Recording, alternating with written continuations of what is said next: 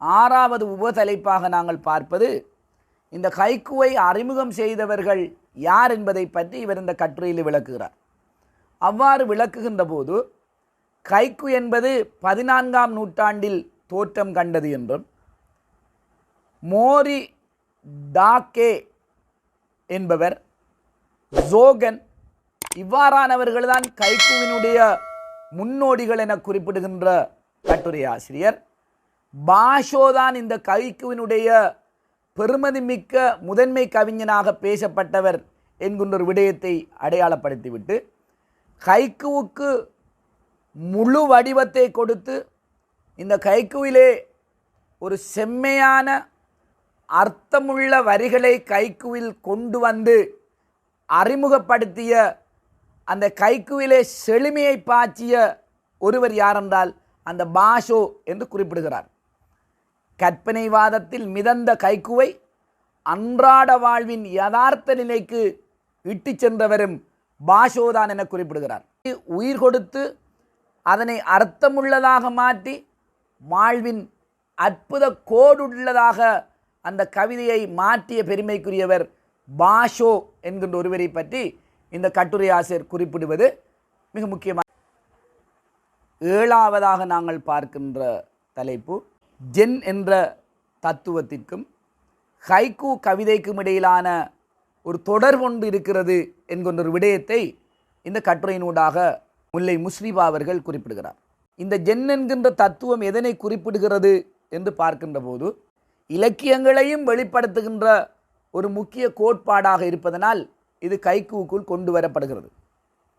அதாவது உலகியலோடு ஒன்றிணைவதும் அந்த ஒன்றிணைவதோடு மாத்திரமல்ல அதே நேரம் தனி நிற்பதுமான. எட்டாவதாக நாங்கள் பார்க்க வேண்டிய ஒரு முக்கியமான விடயம் இந்த ஹைக்கூ என்கின்ற கவிதையினுடைய அமைப்பு பற்றியதாகும். இது 17 அட்சரங்களை கொண்ட 3 வரிகளை உடையது என்று சொல்கிறார். அதற்கு அவர் எடுத்துக்கொண்ட முக்கியமான கவிதை பழைய குளம் தவளை குதிக்கையில் தண்ணீரில் சப்தம் என்கின்ற ஒரு கவிதையை அங்கே கொண்டு வருகிறார். ப லை ய கு லம் இதிலே 5 சீர்கள் இருக்கின்றன. இரண்டாவது வரியிலே த ப லை கு திக் கை இல் இதிலே 7 சீர்கள் இருக்கின்றன. அடுத்த வரியிலே த இண்ணி ரில் சப் தம் இதிலே 5 சீர்கள் இருக்கின்றன. இந்த 17 சீர்களை கொண்டு அமைந்தது ஹைக்கூ என்று இவர் குறிப்பிடுகிறார். இப்போது நாங்கள் இறுதியாக பார்க்க இருக்கின்ற விடயம் இதுதான். இந்த கட்டுரையிலே அந்த கட்டுரையினுடைய உயிர் நாடி என்று நாங்கள் குறிப்பிட முடியும். இது தொடர்பில் தான் மாணவர்கள் பல்வேறு விதமான கேள்விகளை எங்களிடம் எழுப்பியிருந்தார்கள். நான் ஏற்கனவே குறிப்பிட்ட 8 உபதலைப்புகளின் ஊடாக நீங்கள் இந்த மின்மினிகளால் ஒரு தோரணம் என்கின்ற இந்த தலைப்பினை இந்த கட்டுரையினை விளங்கி கொள்ளக்கூடிய ஒரு இலகுவான தன்மை உங்களுக்கு கிடைத்திருக்கும் என்று நான் நம்புகிறேன்.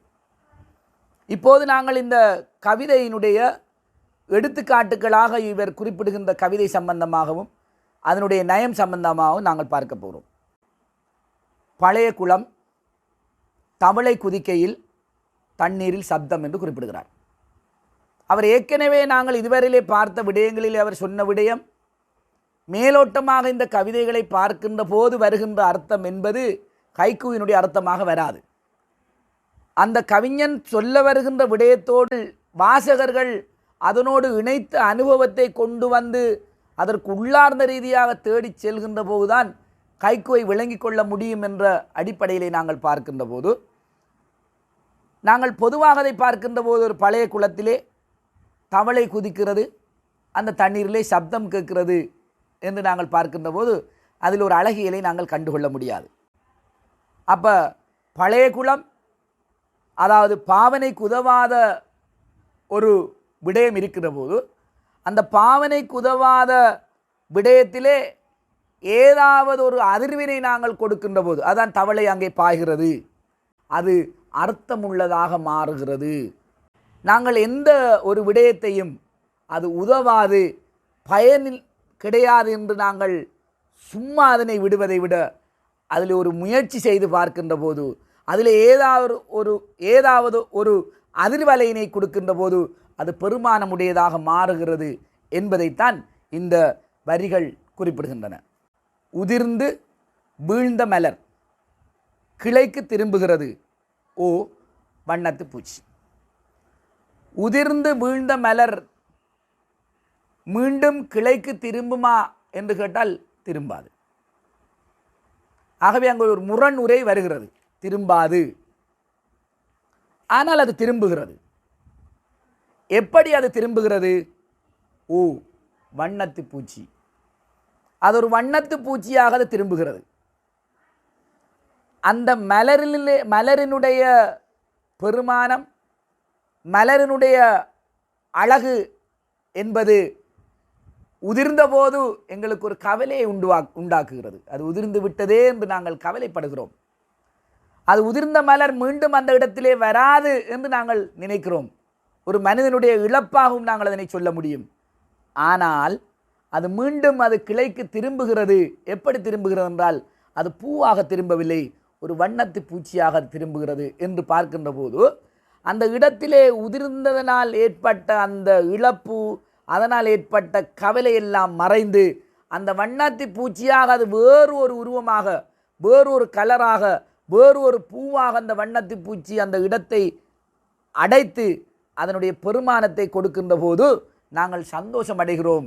இப்படித்தான் எங்களிடமிருந்து உதிர்ந்த, எங்களிடமிருந்து விட்டு சென்ற பொருட்கள் மீண்டும் ஒரு இடத்திலே மீண்டும் ஒரு பெருமானங்களை எடுப்பதற்கான சாத்தியங்கள் இருக்கின்றன என்ற ஒரு கருத்தை இதிலே சொல்கிறார்.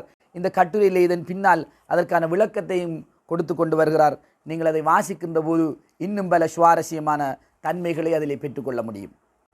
தீவெயிலில் சிட்டு, சீதளக்காற்றுடன் கணநிழல், ஓ அது ஒரு கழுகு என்று சொல்கிறார். தீ வெயிலிலே ஒரு சிட்டு நிற்கிறது. அப்போ தீயினுடைய வெயிலிலே ஒரு சிட்டு நிற்கிறது என்ற போது எங்களுடைய உணர்ச்சி அங்கே மேலிட்டு ஒரு பரிதாபமான ஒரு உணர்வு எங்களுக்கு ஏற்படுகிறது. எப்படியாயினும் அந்த சிட்டு தீயிலே நிற்கின்ற போது அந்த உஷ்ணத்திலே அது எவ்வளவு கஷ்டப்படும் என்ற ஒரு பரிதாப உணர்ச்சியிலே நாங்கள் இருக்கின்ற போது இதமான காற்று வருகிறது. அந்த காற்றுக்கு பின்னால் ஒரு கண நிழல் கிடைக்கிறது. ஏனென்றால் சிறிய குருவிக்கு ஏதாவது ஒரு அசைந்து வருகின்ற ஒரு காற்று வருகின்ற போது அது அதற்கு இன்பமாக இருக்கும். ஆனால் அந்த காற்று வந்தது என்ற சந்தோஷத்தை மீண்டும் வேறொரு படிமத்திலே அவர் மாற்றி விடுகிறார். அது காற்றை கொடுத்தது யார் தெரியுமா? ஓ அது ஒரு கழுகு என்று சொல்கிறார். அந்த கழுகினுடைய இறகானது தன்னுடைய இறகை விரித்து அது தன்னுடைய இறக்கையை அசைக்கின்ற போது வருகின்ற அந்த காற்று இந்த சிட்டுக்குருவிக்கு போதுமானதாக இருக்கிறது. அதனால் சிட்டுக்குருவி சந்தோஷம் அடைகிறது.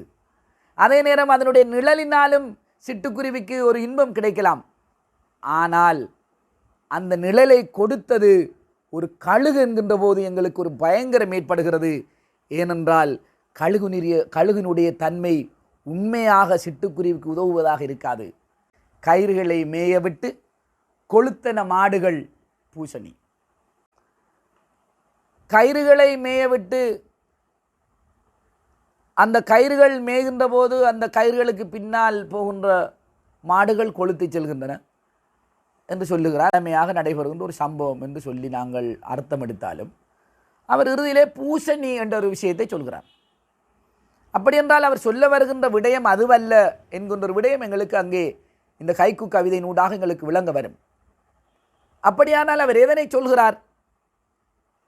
கயிறுகளை மேயவிட்டு கொளுத்தன மாடுகள் அது பூசணி என்று சொல்கிறார். இப்போது அவர் சொல்லுகிற விடயம் என்னவென்று நாங்கள் ஆழமாக பார்க்கின்ற போது முதலாளி தொழிலாளிகள் என்ற வேறுபாட்டினூடாக தொழிலாளர்களை சுரண்டி அவர்களை வதைத்து எப்படி இந்த முதலாளி வர்க்கம் இந்த உலகத்திலே தன்னுடைய இருப்பை அடையாளத்தை விழிப்படைய வைக்கிறது என்பதைத்தான் இந்த கவிதையினூடாக அவர் சொல்கிறார். இந்த கயிறுகளை மேயவிட்டு என்று அவர் சொல்வது தொழிலாளர்களை குறிப்பிடுகிறார். தொழிலாளர்களை முழுமையாக அவர்கள் வருத்துவார்கள். தொழிலாளர்களை தங்களுடைய பல்வேறு வேலைகளுக்காக அவர் பயன்படுத்துவார்கள். உதாரணமாக இந்த மீனவர்களை பாருங்கள்.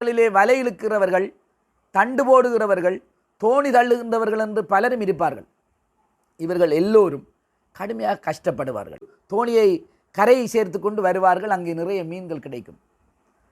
இறுதியிலே அந்த தோணிக்காக பாடுபட்டவர்கள் அடைகின்ற நன்மையை விட தோணி உடையான் என்று சொல்லுகின்ற தண்டேலும் அந்த மீன்களை விற்று வேறு வேறு விதமாக அதனூடாக நன்மை அடைபவர்களும் பலர் இருக்கிறார்கள். அவர்கள் இறுதி நேரத்திலே வருவார்கள், அந்த மீனை விலை பேசுவார்கள். அவர்கள் மிகப்பெரிய பணக்காரர்களாக மாறிவிடுகிறார்கள். அவர்கள் மேய விடுகிறார்கள். மேய விட்டு யார் கொளுத்து கொள்கிறார்கள் என்றால் இந்த மாடுகள் தான் கொளுத்து கொள்கின்றன. அது எப்படி என்றால், இந்த பூசணி என்கின்ற கொடியை பாருங்கள். அந்த கொடியானது நீண்ட தூரம் சென்று அந்த கொடி கீழே இருந்து கொண்டு அந்த கொடிக்கு மேலால் அதிகமான கஷ்டங்களை அந்த கொடிகள் அனுபவிக்கின்றன. அதிலே மழை வருகிறது, அதிலே வெயில் விழுகிறது, பாம்புகள் போகின்றன, ஏனைய ஊர்வனக்கள் போகின்றன, மனிதனுடைய நடமாட்டங்களில் அது மிரிபடுகிற எல்லாம் செய்து அந்த பூசணியை பெருப்பதற்காக தன்னால் முடியுமான விடயங்களை எல்லாம் செய்து ஒரு கட்டத்திலே அந்த பூசணியை பெருக்க வைத்துவிட்டு அந்த பூசணியை இறுதியிலே அறுவடை செய்து கொண்டு போகின்ற போது எந்தவித பெருமானமும் இல்லாமல் அந்த கொடிகள் வெட்டி அகற்றப்பட்டு விடுகின்றன. எனக்கு நீர் கொடுங்களேன் என்று கிணத்தை பிடித்து கொண்டது இந்த பூத்திருக்கிற இளங்கொடி என்பதனூடாக ஒரு வறுமையினுடைய அடையாளம். அழுக்கு குளியல் நீரே எங்கே உன்னை ஊற்றுவது, புல்லின் பூச்சிகளின் பாடல். ஒரு குளம், அதிலே முகம் பார்க்கிற அளவுக்கு நிலா, அது நிலவை பார்க்கிற அளவுக்கு அது தெளிவான குளமாக இருக்கிறது. ஆனால் நான் குளிக்காமல் திரும்பினேன். அந்த மொட்டானது விரிய வேண்டும், ஆனால் விரிவதற்கு அது பயப்படுகிறது. காரணம் என்னவென்றால் அதில் உள்ள பனித்துளிகள் சிதறிவிடுமோ என்று நினைக்கிறது. வாழ வேண்டிய மனித உயிர்கள் மீது போடப்படுகின்ற ஒரு அநியாயத்தினுடைய குறியீடாக அதனை எண்ணி எண்ணி தன்னுடைய வாழ்க்கையை சுருக்கிக் கொள்கின்ற மக்கள் கூட்டத்தினுடைய பிம்பமாக இந்த கவிதை. அழகான கிண்ணத்திலே நாங்கள் பூக்களை அடுக்கி வைப்பதற்கு தயாராக இருக்கிறோம், ஆனால் அங்கு அரிசிதான் இல்லையே என்று சொல்கிறார். பூக்களை அடுக்கி வைப்பதில் எந்த பிரயோசனமும் இல்லை. காரணம் என்னென்றால் அரிசி இல்லை என்றால் வறுமையினுடைய அடையாளம், வறுமையினுடைய குறியீடைத்தான் இந்த கவிதையிலே அவர் சொல்கிறார். ஏழை கிராமத்து மக்கள் மீனும் இல்லை பூவும் இல்லை, நிலவை பகிர்ந்து கொள்ளலாம் என்று அடிப்படையாக இருக்கிற ஒரு உணவுக்காக அந்த குறியீடு வருகிறது. பூவும் இல்லை என்பது இதமான வாழ்க்கையும் அவர்களுக்கு கிடைப்பதில்லை. ஆகவே அவர்கள் எப்போதும் இந்த நிலவையே பகிர்ந்து கொள்ளக்கூடியதாக இருக்கிறார்கள். என்னுடைய வீடு எரிந்து போய்விட்டது, எனக்கு எதுவுமே இல்லாமல் இருக்கிறது, அதனால் நான் ரசித்து கொண்டிருப்பது இந்த நிலவை என்று சொல்கிறார். ஒரு போதுமான ஆட்கள் ஏறிய போது அந்த புகையிரதம் வெளிக்கிட வேண்டும். ஆனால் இந்த புகையிரதம் போகவில்லை. ஏனென்றால் அந்த லயன்கள் என்று சொல்கிறார். இந்த தோட்ட தொழிலாளருடைய குடியிருப்புகளை பார்க்கின்ற போது அது புகையிரத பெட்டிகளை போன்று படிப்படி அடுக்கடுக்காக பக்கத்திலே இருக்கிறது.